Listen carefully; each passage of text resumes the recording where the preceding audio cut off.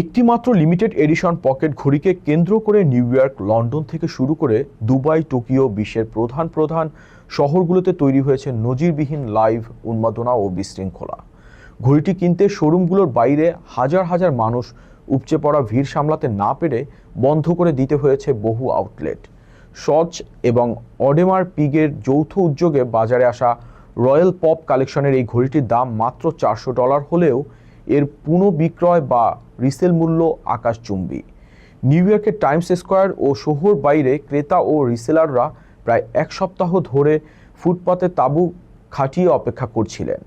শনিবার সকালে টাইমস স্কোয়ারের শোরুম খোলা মাত্র 1 ঘন্টার মধ্যে সব ঘড়ি বিক্রি হয়ে যায়। ভিড়ের মধ্যে বিশৃঙ্খলা ও মারামারির কারণে পুলিশ ডাকতে হয় এবং একজনকে গ্রেফতার করা হয়।